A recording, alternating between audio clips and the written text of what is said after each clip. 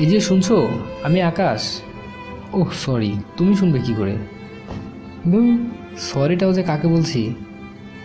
আসলে মনে হয় আমি পাগলই হয়ে গেছি।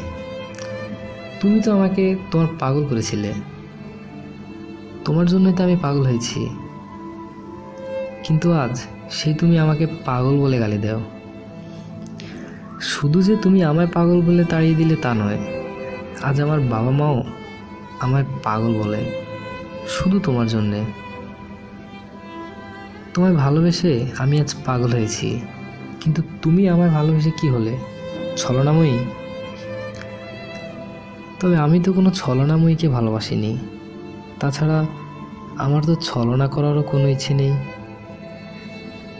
আমি চেয়েছি তোমায় আগলে রাখতে, সবার চেয়ে আলাদা করে।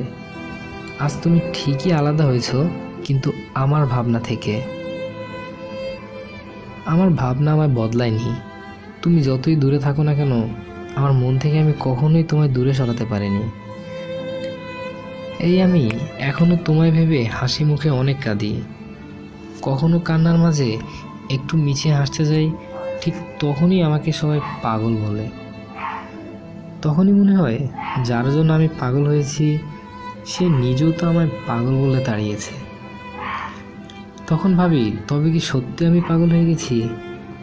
কিন্তু কেউ তো জানে না আমি কিসের পাগল হয়েছি আর কেন পাগল হয়েছি। আমি তো তোমারই পাগল ছিলাম।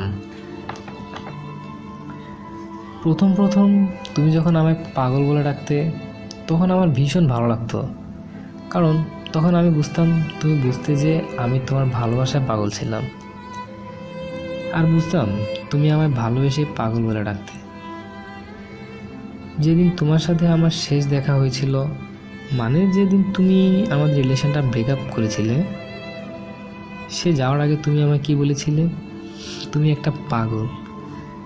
তখন আমার মনে হয়েছিল আমার কলিজাটাই ছিঁড়ে যাবে। যার জন্য আমি পাগল হয়েছি সেই বলে আমি পাগল। তবে হ্যাঁ, তোমার ভালোবাসাটা যদি আমার পাগলামি হয়ে থাকে, তো মনে রেখো দুনিয়ার সবচাইতে বড় পাগলই আমি।